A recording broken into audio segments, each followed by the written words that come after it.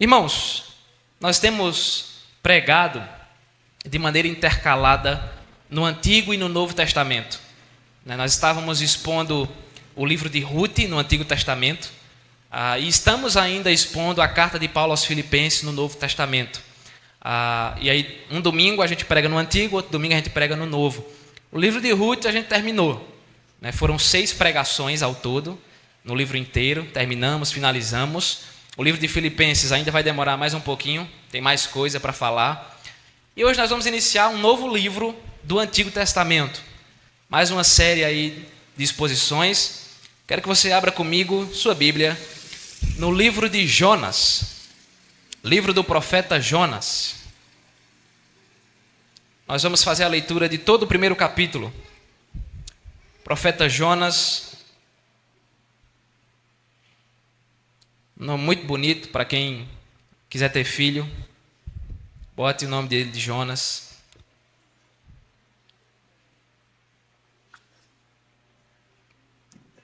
Livro do profeta Jonas, nós vamos fazer a leitura do capítulo 1. Acompanhe comigo a leitura da palavra. Jonas capítulo 1 diz assim, meus irmãos.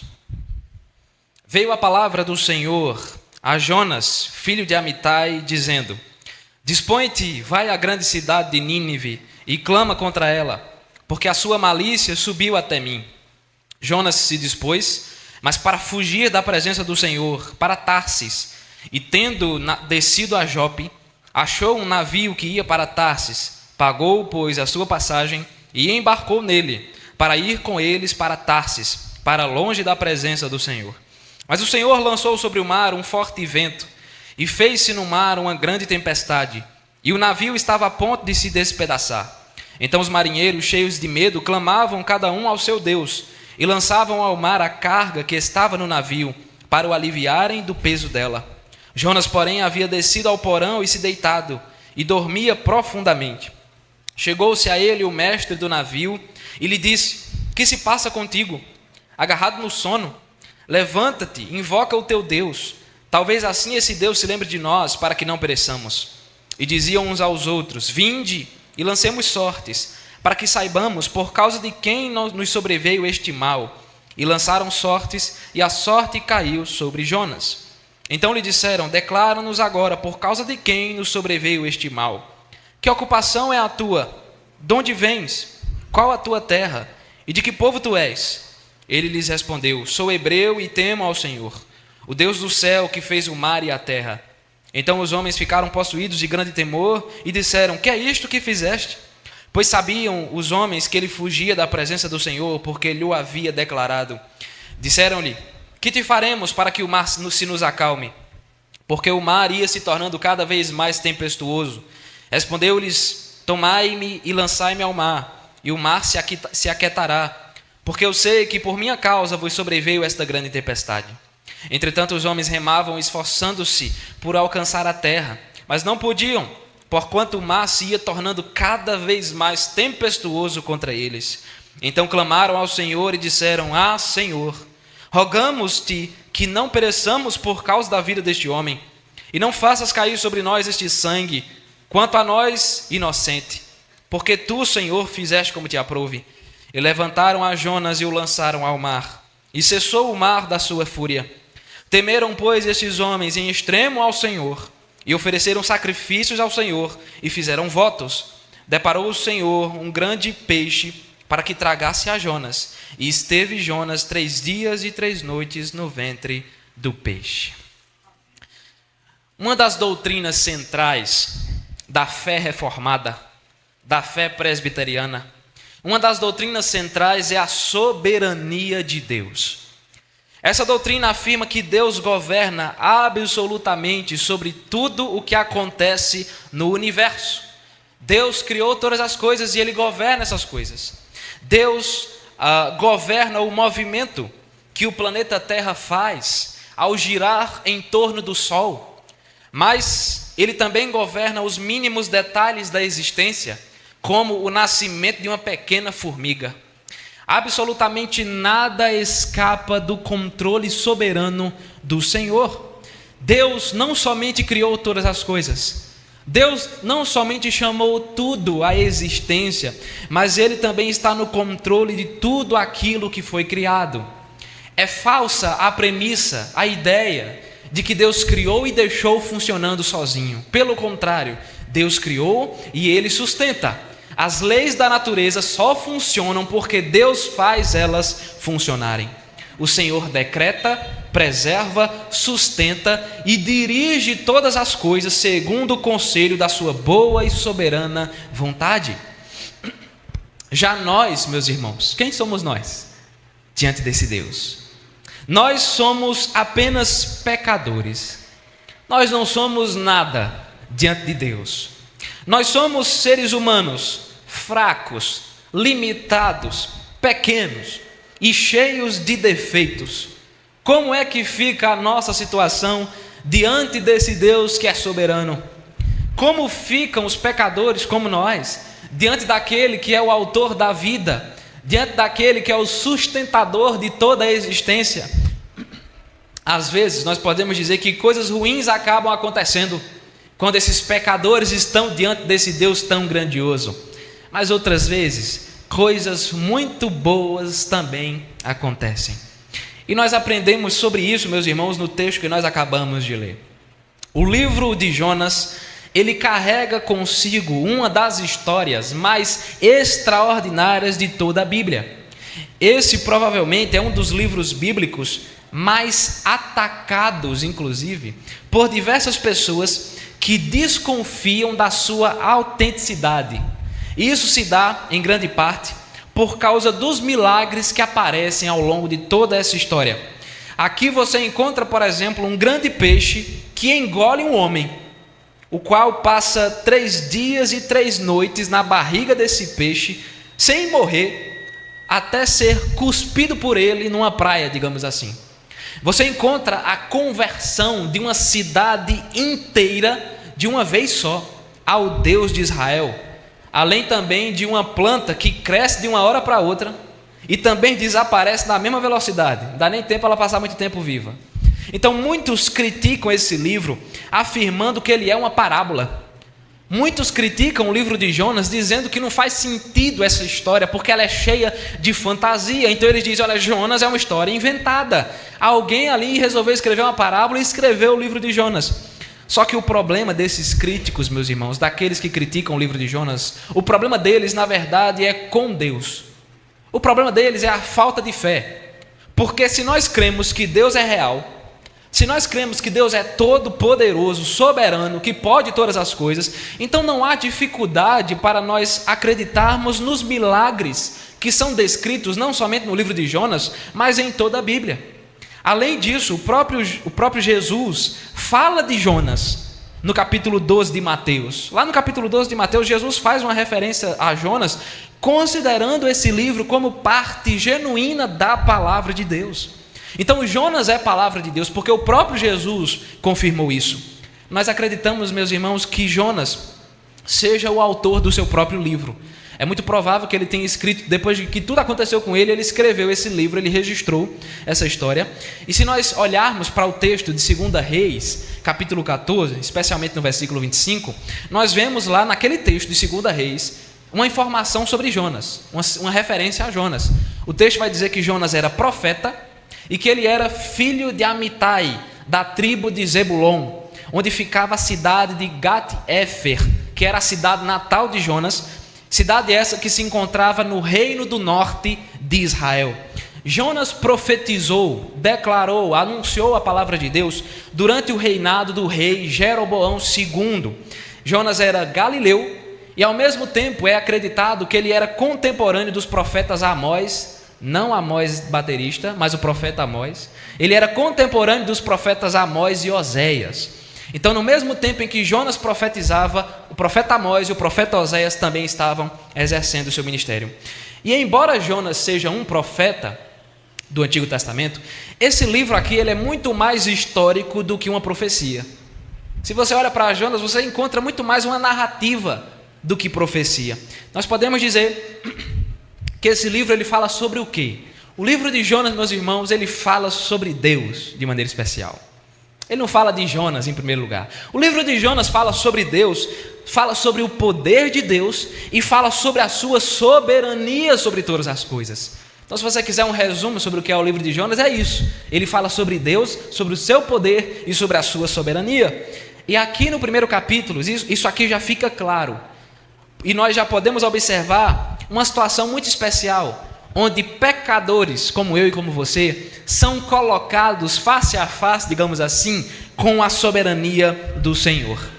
E nesse momento, meus irmãos, nós vamos pensar justamente sobre esse tema: pecadores diante do Deus soberano. Pecadores diante do Deus soberano. E eu queria então listar 3 coisas que acontecem com os pecadores. Diante do Deus soberano, meus irmãos, os pecadores, em primeiro lugar, eles acabam dando lugar à desobediência. Eles acabam dando lugar à desobediência, o que nos fala o versículo 1 ao versículo de número 3. O livro já começa indo direto ao ponto, ele não enrola não. Perceba que ele diz: veio a palavra do Senhor a Jonas. Essa expressão ela é usada muitas vezes no Antigo Testamento, quando Deus está falando diretamente com um profeta. Então você vai encontrar essa expressão: veio a palavra do Senhor a fulano. Ele está falando diretamente com um profeta. Normalmente, após essa expressão, se encontra a mensagem que o profeta deve anunciar. Deus diz: olha, fale isso para o meu povo. Ou então, se encontram instruções específicas para aquele profeta. Alguma coisa que ele deveria fazer, alguma tarefa específica. No caso de Jonas, Deus está lhe dando instruções acerca de uma tarefa muito importante que ele precisa realizar. E que tarefa era essa que Jonas precisava colocar em prática? O versículo 2 nos responde, quando Deus diz: dispõe-te, vai à grande cidade de Nínive e clama contra ela, porque a sua malícia subiu até mim. A expressão aqui, dispõe-te, ela traz justamente a ideia de algo urgente. Ou seja, após receber essa ordem aqui do Senhor, Jonas não deveria ficar esperando. Jonas não deveria marcar um dia, marcar uma data, olhar na sua agenda. Pelo contrário, rapidamente, após receber essa ordem, rapidamente ele deveria se deslocar até a cidade de Nínive para anunciar a mensagem que vinha da parte de Deus. Jonas deveria ir até Nínive para adverti-los, exortá-los sobre os seus maus caminhos, para dizer que Deus estava vendo toda a maldade que aquele povo estava cometendo e que Deus iria condená-los por causa disso. Essa era a mensagem de Jonas para ser entregue a Nínive. Deus está vendo a maldade de vocês e Ele vai trazer condenação, Ele vai trazer ira. Só que o mais intrigante de tudo isso é que Jonas, a história de Jonas ela é muito engraçada até certo ponto. O mais intrigante de tudo isso é que Jonas, um profeta do Senhor, o ofício de profecia estava com ele, mas ele não quer obedecer à ordem desse Senhor. O normal no Antigo Testamento é que o profeta receba a ordem e cumpra, mas Jonas ele é teimoso. Jonas ele conhecia a palavra de Deus, mas ao mesmo tempo ele quer fugir desse Deus. Mas por que esse profeta quer fugir do Senhor? A resposta para isso, ela se encontra nos ninivitas. Nínive era uma grande cidade que pertencia também ao grande império assírio daquela época. E Nínive era um centro de maldade, violência e feitiçaria. Eles eram um povo muito idólatra, adorando constantemente falsos deuses. Mas também eles eram um povo muito cruel, digamos assim. Conta-se que os ninivitas costumavam torturar os seus prisioneiros, furando os seus olhos, os esfolando vivos, arrancando partes de seus corpos, além de executá-los e expor os seus corpos para que todo mundo pudesse ver. Os ninivitas eram um povo muito perverso. E essa maldade havia subido à presença de Deus. E é interessante porque Jonas sabia de tudo isso. Ele conhecia a maldade de Nínive. E é por causa disso que ele decide não ir até lá. Ele diz: eu? De jeito nenhum. Ele não estava disposto a pregar para um povo tão pecador. Ele não estava disposto a isso. Era melhor, na visão de Jonas, era muito melhor que Nínive fosse destruída, aniquilada, sem receber mensagem nenhuma, sem receber pregação nenhuma, sem receber chamado nenhum de Deus, que sejam destruídos, principalmente porque Jonas sabia que Nínive era uma ameaça a Israel. Se Nínive decidisse entrar em guerra contra Israel, a situação ia ficar muito complicada, inclusive a situação de Jonas. Então ele pensa, olha, quer saber? Destrói Deus, eu não quero não. Eu não vou para lá não, de jeito nenhum. Ele prefere, isso aqui é muito complicado, porque veja, Jonas prefere desobedecer a uma ordem de Deus do que ir até essa cidade tão tenebrosa. O versículo 3 então nos diz que Jonas se dispôs. Deus diz, dispõe-te. Jonas se dispôs, mas ele não se dispôs para cumprir a sua missão. Ele se dispôs para fugir da presença do Senhor. Primeiro ele vai até a cidade de Jope, que ficava próxima à cidade de Jerusalém, e de Jope ele decide pegar um navio para ir até a cidade de Tarsis, que provavelmente se localizava na costa sudoeste da Espanha, a centenas de quilômetros da cidade de Nínive. A cidade de Tarsis, ela ficava exatamente na direção oposta da cidade de Nínive, e ficava muito longe. É como se Deus tivesse, Jonas, vinha para cá. Ele fala, foi para o outro lado, saiu correndo. Ou seja, Jonas decide ir para um local extremamente distante de onde ele realmente deveria estar para pregar a palavra de Deus. Tarsis era um local tão distante que o navio que ia para lá, viajando para lá, a viagem para lá podia durar pelo menos 1 ano. Era um canto tão longe que a viagem de navio podia durar 1 ano. Digamos que era o final do fim do mundo. Naquela época, era um canto distante demais, era uma viagem muito longa, e sem pensar 2 vezes, Jonas então compra a sua passagem. Nessa hora ele bota a mão no bolso e diz, vou me embora, vou ficar aqui nada, entra no barco e foge da presença do Senhor. Essa situação ela é muito intrigante, meus irmãos, porque parece que Jonas se esqueceu daquilo que está escrito no Salmo 139, quando o texto diz, para onde me ausentarei do teu espírito? Para onde fugirei da tua face? Se subo aos céus, lá estás. Se faço a minha cama no mais profundo abismo, lá estás também. Deus é onipresente, meus irmãos. Sua presença se manifesta em todos os lugares desse cosmos. Não há como fugir de Deus. Além disso, Jonas sabe que Deus é soberano. Jonas sabe que Ele é o Senhor dos exércitos, o Rei da glória. E como profeta, ele deveria ser submisso a esse Deus, mas ainda assim, o que ele escolhe é a desobediência. Jonas professa uma coisa, mas ele vive outra. A sua doutrina está em desacordo com a sua vida, com a sua prática. Esse homem não está fugindo somente da missão que lhe foi confiada, ele está fugindo do Deus que lhe comissionou, ele está fugindo da fidelidade ao Senhor, da obediência ao Senhor. Ao fugir de Deus, Jonas está se rebelando contra a eterna soberania de Deus. Ele está olhando para Deus e diz, Senhor, eu não vou te obedecer, porque a minha vontade é melhor do que a tua. O que eu acho certo é mais certo do que o Senhor acha certo. Meus irmãos, esse também é um problema nosso. Esse problema não é só de Jonas, é um problema do nosso coração. Com muita facilidade, nós afirmamos com convicção que Deus é soberano, o Senhor Todo-Poderoso, o único e verdadeiro Deus, mas ao mesmo tempo, com facilidade, nós também nos rebelamos contra essa soberania. Com facilidade, nós também viramos as costas para esse Senhor. Quando a vontade de Deus é diferente da nossa, nós a rejeitamos. Quando a vontade de Deus é contrária à nossa, nós não queremos recebê-la, nós não queremos abraçá-la, nós começamos a murmurar contra o Senhor, dizendo que Ele não sabe o que faz.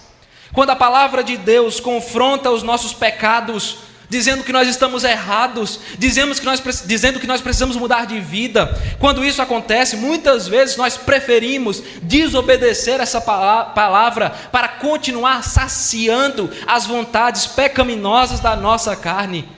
De que adianta, meus irmãos, nós dizermos que Deus é grande? De que adianta nós dizermos que Deus é tão imenso, tão eterno, se nós vivemos na desobediência? De que adianta para nós, assim como era para Jonas, afirmarmos que Deus é todo poderoso, se nós não queremos viver na sua vontade? De que adianta nós dizermos a vontade de Deus é boa, perfeita e agradável, se quando essa vontade chega até mim eu quero rejeitá-la? Eu quero virar as costas para ela, eu quero desobedecê-la. De que adianta, meus irmãos? Os filhos de Deus, eles são obedientes. Os filhos de Deus amam a palavra do Senhor, os filhos de Deus amam os mandamentos do Senhor, os filhos de Deus zelam, têm apreço, profundo carinho pela vontade desse Deus, que é boa, perfeita e agradável, meus irmãos. Os filhos de Deus são fiéis a esse Deus, fiéis ao Evangelho, fiéis à palavra. Os crentes se submetem ao Deus soberano, afirmando que a vontade dele é melhor do que a nossa. Se nós verdadeiramente, meus irmãos, amamos a Deus, nós devemos colocar em prática tudo aquilo que Ele nos ordena, ainda que seja contrário ao nosso coração, ainda que seja contrário ao que nós desejamos, porque a vontade de Deus é muito melhor do que a nossa. Pecadores diante do Deus soberano. Nós acabamos de ver que esses pecadores acabam dando lugar à desobediência. E, em segundo lugar, os pecadores diante do Deus soberano, eles sofrem com as consequências do pecado. Eles sofrem com as consequências do pecado. Se encontra aqui do versículo 4 ao versículo 12.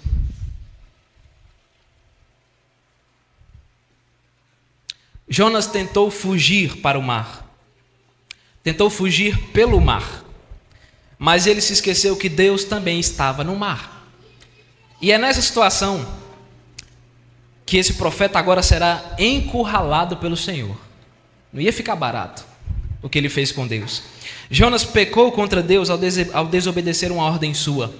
Foi pecado dele. Por causa disso, ele agora terá que lidar com as consequências da sua rebeldia. Pouco tempo depois daquele navio ter saído de Jope, o versículo 4 nos diz que o Senhor lançou sobre o mar um vento muito forte e uma grande tempestade. A violência do vento e das ondas era tão grande que aquele navio estava prestes a se despedaçar completamente.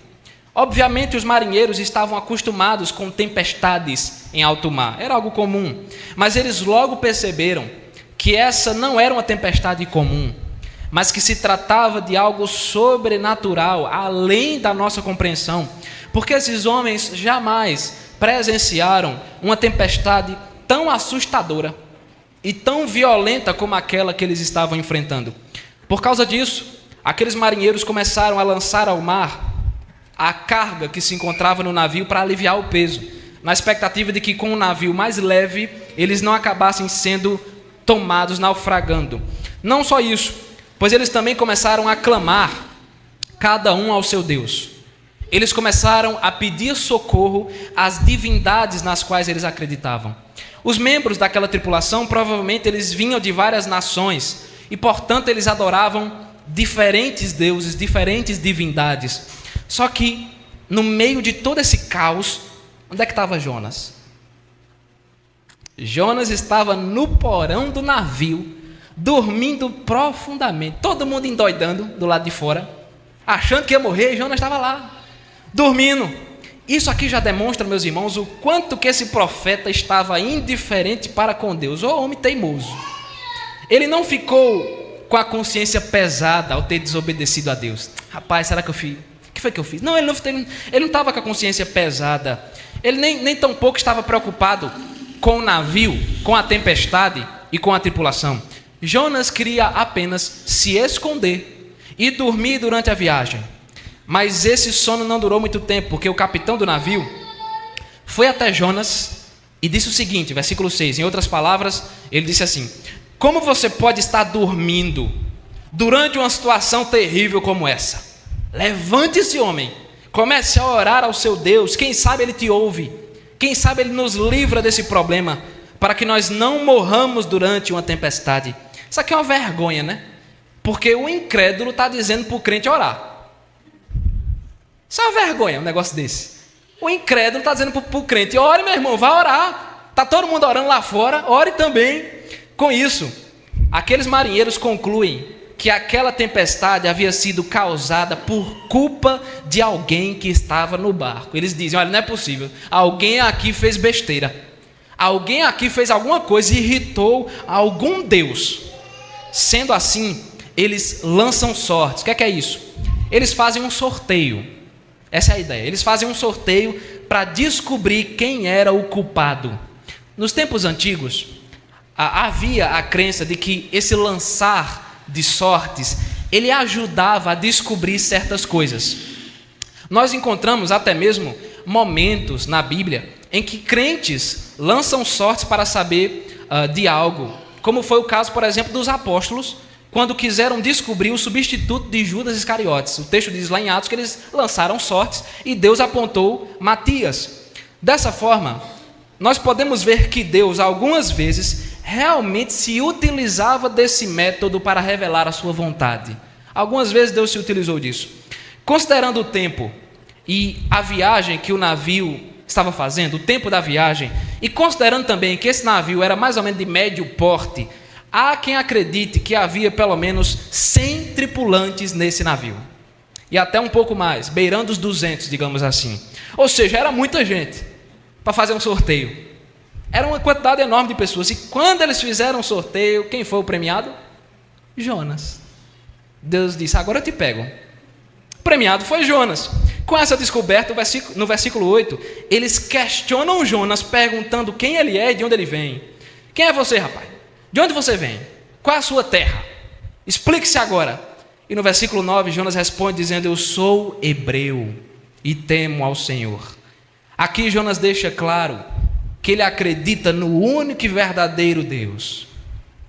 Ele diz: eu temo ao Senhor, o Deus de Abraão, de Isaac e de Jacó. A palavra Senhor que surge aqui é a palavra Iavé no hebraico, que é o nome que Deus se revelou, o nome de Deus, digamos assim, revelado aos israelitas. Ele diz: eu temo a Iavé, o Deus de Abraão, de Isaac e de Jacó. Eu temo ao Deus da aliança. Mas perceba que ele completa a sua fala com algo muito interessante. Ele diz: o Deus do céu que fez o mar e fez a terra.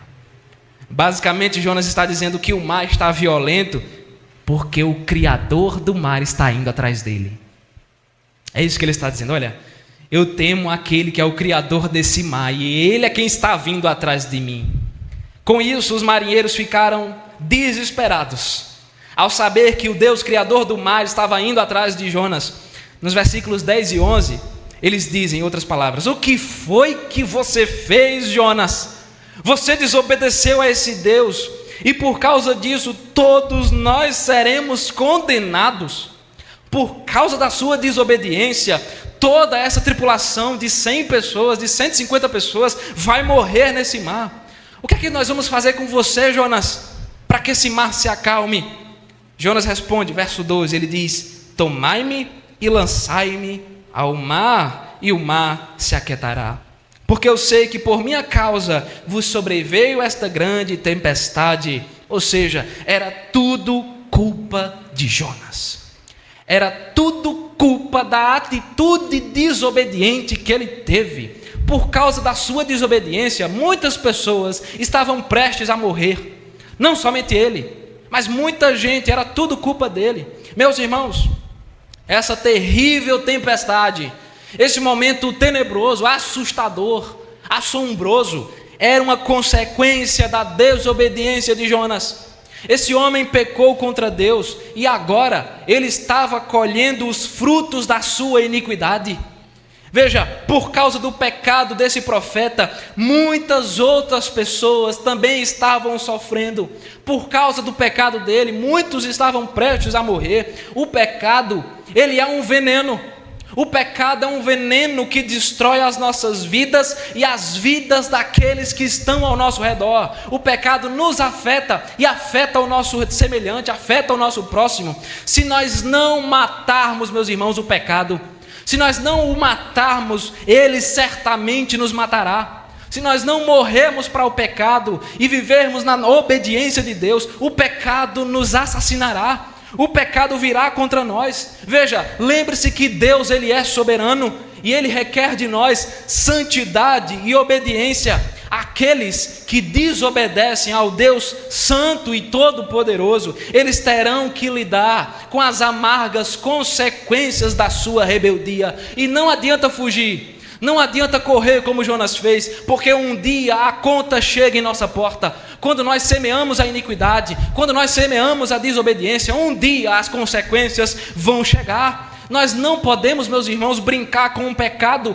porque ele pode destruir a nossa vida. O pecado pode destruir a nossa família. A melhor saída não é o pecado, ainda que ele pareça mais fácil. A melhor saída não é o pecado, mas a melhor saída para nós no dia a dia é entregarmos a nossa vida por completo nas mãos do Deus Criador do céu, da terra e do mar. Nossa vida deve estar nas mãos desse Deus. Nós devemos preferir a obediência e a santidade, para que sobre nós não recaiam duras consequências dos nossos pecados e das nossas transgressões. Pecadores diante do Deus soberano, eles acabam dando lugar à desobediência, eles sofrem com as consequências do pecado, e em último lugar, esses pecadores diante do Deus soberano são transformados em seus corações. Versículo 13 até o final, versículo 17. Jonas acabou de dizer: se vocês me jogarem ao mar, essa tempestade terá fim. E provavelmente ele disse isso achando que Deus estava querendo matá-lo por causa da sua desobediência. Ele disse: olha, Deus quer me matar, acabou para mim.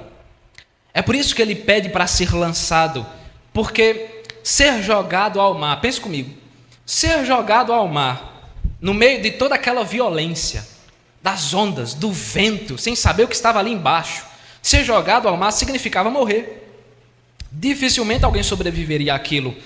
Mas além disso, não acho que Jonas virou herói não, sabe por quê? Porque é muito provável que o desejo dele também seja morrer. Ele está desejando morrer. Pense comigo. Após reconhecer que essa tempestade era consequência do seu pecado, Jonas poderia fazer o que agora? Ele poderia estar arrependido. Ele poderia estar pedindo perdão a Deus. Ele podia estar afirmando o compromisso de cumprir a missão que lhe fora designada. Senhor, me perdoa, eu pequei, estou vendo que eu pequei, deixa eu ir para Nínive. Esse seria o momento perfeito para ele confessar o seu pecado e clamar a Deus por perdão e misericórdia. Mas não, ele prefere morrer a obedecer. Ele prefere morrer a ser obediente. Para esse profeta, a morte é muito melhor do que ir até Nínive pregar a palavra de Deus. É muito melhor para ele. Eu quero saber, eu quero morrer mesmo. Me mata, Senhor, não quero ir, não vou de jeito nenhum, não vou obedecer. Só que o que nos chama a atenção é a atitude que os marinheiros tomam no versículo 13. O texto diz que os marinheiros, no primeiro momento, não quiseram jogar Jonas ao mar. Eles não queriam matá-lo. Eles disseram: me joga ao mar. E eles sabiam que ele ia morrer. Eles disseram: não, vamos fazer isso não. Não vamos matar esse cara não. Isso aí não seria bom. Ao invés disso, eles tentam remar com mais esforço para alcançar a terra seca. O que nos dá uma evidência de que essa tempestade aconteceu enquanto eles ainda estavam perto do porto de Jope. Não estava em alto mar, estava perto ainda, não bastou muito tempo não. Na hora que o navio começou a andar, acabou-se. A tempestade chegou. Mas apesar disso, os esforços desses homens eram inúteis. Porque quanto mais eles tentavam remar, mais a tempestade ficava furiosa. Era uma briga com Deus aqui. Não tinha jeito. Porque essa tempestade era um agir de Deus. E nenhum homem pode triunfar sobre o poder e a autoridade do Deus Criador de todas as coisas. Então, quanto mais eles remavam, quanto mais se esforçavam, mais a tempestade piorava. Só que o ponto mais intrigante surge exatamente agora. Porque o versículo 14 nos informa que os marinheiros começaram a clamar a Deus. Eles dizem: Senhor. Eles se referem agora a Yahvé. Senhor, não nos deixe morrer por causa desse homem. Se ele vier a morrer, se o Senhor matá-lo, não nos tornes culpados pela morte dele. Que não caia sobre nós a culpa de matar um inocente. E aí eles dizem: por quê? Porque o Senhor está agindo de acordo com a sua vontade. O Senhor está fazendo como o Senhor quer, do jeito que lhe aprouve. esses homens, meus irmãos, agora eles reconheceram que o Deus de Jonas é soberano. Eles reconheceram que não adianta remar contra a vontade do Senhor. Eles reconhecem que esse Deus é poderoso. Após isso, o texto nos informa que aqueles homens finalmente pegaram Jonas e o lançaram ao mar. Eles disseram: não tem jeito não, a gente não queria matar você, Jonas, mas é o que Deus quer. Está querendo que a gente lance você mesmo, então que seja assim, me perdoe, que o seu sangue não caia nas nossas mãos, mas você vai ter que ser jogado nesse mar. E como estava previsto, no mesmo instante, aquela tempestade tão furiosa se aquietou. E tudo estava na mais perfeita calmaria.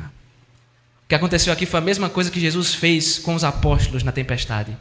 Quando ele ordena, tudo fica calmo. Quando Jonas foi jogado ao mar, o mar se acalmou. E quando isso aconteceu, vem o extraordinário aqui. Os marinheiros, diz o texto, encheram o coração de temor. Veja que o texto diz que eles temeram em extremo ao Senhor. Isso aqui não significa dizer que eles estavam com medo de Deus, apavorados, não. Mas significa dizer que agora eles se encheram de reverência, de respeito diante do Senhor. Esses homens mais do que nunca reconheceram em seus corações que tanto a tempestade quanto a calmaria daquele momento eram obras do Deus de Jonas. No início da tempestade, lembre-se, eles estavam invocando seus falsos deuses. Quando toda a confusão começou, lá estavam eles, na idolatria, chamando por deuses falsos, deuses mentirosos. Mas ao término da tempestade, eles estavam invocando o nome do Senhor, o único e verdadeiro Deus. Aqueles que antes se amedrontaram com aquela fúria do mar, eles agora se prostram perante o soberano Deus de Abraão, Isaque e Jacó. O coração deles foi completamente cativado pelo poder de Deus, pelo seu senhorio, pela sua majestade, pela sua autoridade. O final do versículo 16 ainda afirma que eles ofereceram sacrifícios ao Senhor e fizeram votos. Esses sacrifícios, como por exemplo era realizado no meio de Israel, esses sacrifícios eles podem ter sido oferecidos no barco, ali mesmo, mas é muito provável também que eles retornaram para a terra firme. E quando eles chegaram no porto, eles ofereceram sacrifícios a Deus. Talvez testemunhando o que havia acontecido, dizendo: olha, nós acabamos de conhecer o verdadeiro Deus. Nós acabamos de ser preenchidos pela presença desse Deus glorioso. E o capítulo 1 encerra afirmando que Deus enviou um grande peixe para engolir Jonas, dentro do qual ele passaria 3 dias e 3 noites. Nós não vamos falar sobre esse peixe agora, fica para a próxima, venha para a igreja para você ver o próximo capítulo. Nós não vamos falar agora, mas é assim que termina. Jonas estava lá e Deus manda um grande peixe para engoli-lo. Nós não sabemos, meus irmãos, que grande peixe era esse. Muita gente diz, era uma baleia. Como? O texto não diz que era uma baleia. A gente não sabe, podia ter sido, claro, por exemplo, uma baleia cachalote, que é Virginia bióloga, ela sabe melhor do que eu, qualquer coisa, pergunte a ela. Alguns dizem que uma baleia cachalote ela é capaz de engolir um ser humano. Pode ter sido uma baleia cachalote, pode ter sido um tubarão-baleia, ou então pode ter sido algum peixe que hoje se esconde nas profundezas dos mares, ou algum peixe que nem sequer existe mais. O fato é que Deus, sendo o soberano da criação, ele teve misericórdia de Jonas. Isso aqui não é um ato de assassinato. Deus não está fazendo isso para matar Jonas, é misericórdia isso aqui. Ele teve misericórdia de Jonas e enviou esse peixe para guardá-lo por 3 dias e 3 noites dentro do seu ventre. A mesma misericórdia, veja, a mesma misericórdia que foi demonstrada para com os marinheiros, que tiveram seus corações transformados pelo Senhor, que tiveram seus corações tomados pela graça de Deus. Aqueles homens, meus irmãos, eles se converteram. Você entende o quanto é especial isso aqui? Porque Deus usou esse homem desobediente e teimoso para salvar outros pecadores. Eles se converteram, eles entregaram suas vidas a Deus, eles firmaram um compromisso de servir a Deus. Veja, o texto diz que eles fizeram votos, ou seja, Senhor, nós vamos te servir a partir de agora, nós vamos te adorar na beleza da tua santidade. Meus irmãos, os pecadores, eles não podem resistir, por mais que o coração seja duro, Por mais que o coração esteja preenchido de maldade, de pecado, de ignorância, os pecadores não podem resistir ao agir soberano de Deus em seus corações. Não há como resistir à graça de Deus. A graça é irresistível. Quando Deus quer salvar, Ele vai salvar de um jeito ou de outro. Diante de Deus, meus irmãos, os idólatras, eles abandonam os seus falsos deuses, os seus ídolos. Diante de Deus, os incrédulos, eles passam a crer de todo o seu coração. Diante de Deus, os imorais se tornam santos e obedientes ao Evangelho. Não há nenhum coração tão duro que não possa ser completamente despedaçado e transformado pelo agir soberano do Senhor. Não há pecador que possa resistir à graça, não há pecador que possa resistir ao agir de Deus. Nosso Deus, meus irmãos, Ele é especialista em quebrar corações de pedra e colocar no lugar um coração de carne, tremendamente renovado pelo agir do Espírito Santo. E isso não acontece, meus irmãos, por causa das nossas obras, mas é através da maravilhosa graça de Deus. Pela graça, meus irmãos, nós somos salvos. Pela graça nós somos vivificados. Apesar de nós não merecermos, Deus nos alcança com o seu amor. Deus nos alcança com a sua misericórdia. Por causa disso, meus irmãos, nós devemos adorar, exaltar e honrar a esse Deus Todo-Poderoso. Glorificado seja o nome do Senhor por causa da sua grandeza e por causa da graça que transforma os nossos corações. Mas então, o que é que nós aprendemos com Jonas? O que é que nós podemos trazer como desafio para as nossas vidas? Deus é todo-poderoso, amém? Deus, Ele é soberano, amém? Amém? Mas se nós realmente cremos nisso, se nós realmente cremos que Deus é grande, todo-poderoso, soberano, nós temos, meus irmãos, nós precisamos, na verdade, parar de viver na desobediência. Porque uma coisa não fecha a conta com a outra. Se nós dizemos que Deus é tão grande, tão poderoso, eterno, imutável, onipresente, onisciente, onipotente, nós não podemos viver as nossas vidas na desobediência, porque foi isso que aconteceu com Jonas. Você acha que foi por falta de conhecimento? Ele sabia quem era Deus, ele sabia, ele era profeta, meus irmãos, ele recebia a palavra do Senhor para revelá-la, para apresentá-la, para proclamá-la. Então não foi por falta de teologia e doutrina, foi coração mesmo, duro, desobediente. Um dos grandes problemas que nós temos em nossa vida é o fato de que nós até conhecemos muitas coisas sobre Deus e sobre sua palavra. Nós até sabemos, decoramos textos, doutrinas, princípios, mas o problema é que nós não queremos colocar esse conhecimento em prática. Nós nos contentamos apenas em saber. Nós nos contentamos apenas em conhecer, em decorar, mas na hora de viver, na hora de praticar, na hora de ser posto à prova diante do Senhor, nós não queremos. Nós não queremos. Nosso conhecimento doutrinário, frequentemente, ele entra em desacordo com a nossa vida prática. Já notou? A gente fala tanto, mas vive tão pouco. A gente conhece tanto, mas pratica tão pouco. É terrível. Nós somos muito mais conhecedores do que praticantes. Misericórdia. Que conhecemos muito de Bíblia, mas nossa vida parece que é preenchida muito mais do mundo e do pecado do que da palavra do Senhor. A gente ouve pregações toda semana, seja aqui num dia como esse ou lá na nossa casa, é o que mais tem na internet.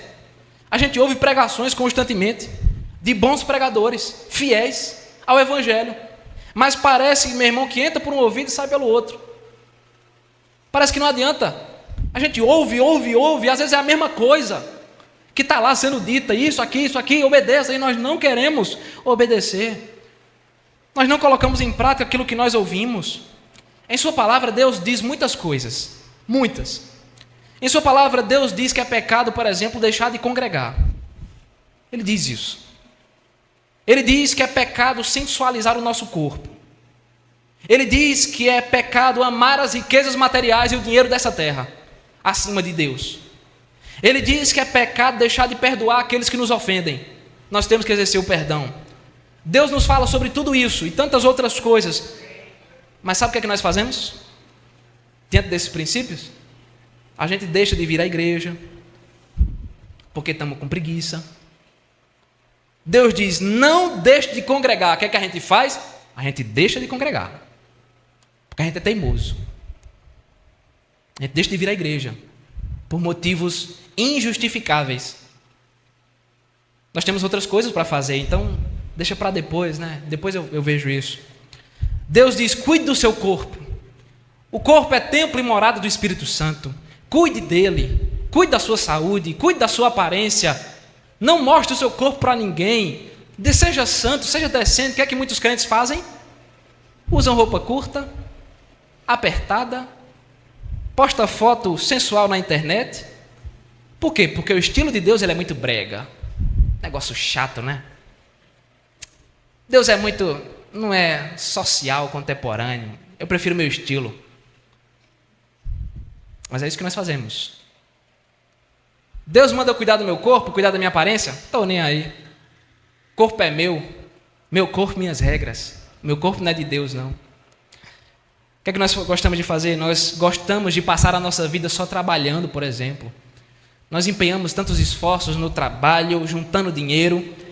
É pecado trabalhar e juntar dinheiro? Não, de jeito nenhum. Pelo contrário, trabalhe e ganhe dinheiro para a glória de Deus. Mas o grande problema é quando o dinheiro se torna o nosso Deus. Quando nossa vida se resume a trabalhar e ganhar dinheiro. E só isso, porque eu quero comprar uma casa, porque eu quero ajeitar a minha aposentadoria. A gente pega coisas lícitas, que trabalhar e ganhar dinheiro não é pecado, mas a gente pega isso e faz o quê? Torna pecaminoso. Porque a gente coloca isso como a nossa prioridade. E esse dinheiro é para o nosso bel prazer, já observou? Se fosse para o reino de Deus, o investimento, mas não, é para o nosso prazer. Porque nós não queremos ofertar, nós não queremos dizimar, o dinheiro é meu. Eu vou dar dinheiro para a igreja, é isso que a gente pensa, né? Eu vou dar dinheiro para a igreja. Isso não é um pensamento cristão. É um pensamento que Satanás coloca em nós para que nós estejamos em rebeldia contra Deus e o seu reino. Nós nutrimos mágoa em nossos corações, rancor contra os nossos irmãos. Nós fingimos que perdoamos. O pastor diz, perdoe seu irmão. Ele diz, não, eu perdoei. Ele me magoou, mas eu perdoei. Mas nós só falamos com eles por educação, já percebeu? A gente fala com as pessoas por educação, a gente diz, não, eu perdoei. Mas não, a gente só está falando por educação. Nós não perdoamos de verdade. Na verdade, nós não queremos ver aquela pessoa nem pintada na nossa frente. Meus irmãos, nós até somos um povo muito conhecedor, mas misericórdia, porque nós somos muito desobedientes. Parece que a gente é um bando de menino mal ouvido diante do Pai Celestial. Quando você vive assim, meu irmão, é a mesma coisa de zombar de Deus e a sua palavra. É a mesma coisa. É a mesma coisa de você olhar para Deus e dizer, Senhor, o Senhor não vale nada para mim, nada. Os teus mandamentos, a tua lei, o teu evangelho não é valioso para mim. Eu prefiro viver do jeito que eu acho melhor, e não do jeito que o Senhor me ordena. Que o Senhor nos ajude, meus irmãos. Nós precisamos ter muito cuidado, porque o pecado ele traz duras consequências para a nossa vida, assim como aconteceu com Jonas. O pecado só traz destruição. O pecado pode destruir o seu casamento. O pecado pode destruir o seu relacionamento com os seus filhos. O pecado pode destruir a sua família completamente se você não tiver cuidado. Ele se infiltra dentro da sua casa e vai destruindo pedaço por pedaço. O pecado pode acabar com a sua alegria e trazer para o seu coração ansiedade e depressão. Ele pode fazer isso. Ele pode deixar você com diversos traumas emocionais, traumas psicológicos. O pecado só traz destruição, meu irmão. Ele parece sim muito atrativo. Muitas vezes ele parece ser o caminho mais fácil, mas lembre-se que o salário do pecado é a morte.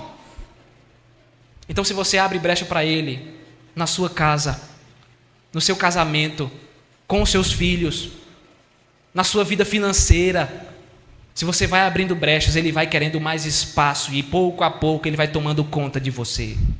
Ele vai te afastando de Deus. Ele vai destruindo cada centímetro da sua vida. Por isso, meu querido irmão, leve para o seu coração o seguinte: não brinque com aquilo que é pecaminoso. Não brinque. O pecado, às vezes, ele parece um cachorrinho fofinho, né? que não faz mal a ninguém, mas à medida que você vai dando comida a ele, vai virando um pitbull muito feroz dentro da sua casa. Não brinque com aquilo que é pecaminoso, não abra espaço na sua vida para aquilo que Deus reprova. Seja fiel ao Senhor. Seja fiel ao Evangelho. Seja fiel a Jesus Cristo, para que lá na frente você não esteja chorando amargamente todos os dias, porque um dia você decidiu ser desobediente a Deus. Seja obediente para que lá na frente você não esteja sofrendo, chorando, sofrendo com as consequências da sua iniquidade. Por fim, você quer ser fiel a Deus? Amém? Amém. Misericórdia. Você quer ser fiel a Deus? Amém? Amém. Entregue o seu coração nas mãos de Cristo Jesus. Só Jesus, meus irmãos, pode tirar do nosso coração o orgulho, a avareza, o rancor, a mágoa, a luxúria. Só Jesus pode tirar do nosso coração esses sentimentos ruins e pecaminosos. Só Jesus pode nos fazer abandonar os nossos ídolos, como fizeram aqueles marinheiros. Só Jesus pode nos fazer abandonar tudo aquilo que tem tomado o lugar de Deus na nossa vida. O nosso coração é enganoso, não brinque com ele. O seu coração é enganoso. Meu irmão, seu coração é perigoso. O nosso coração é frio.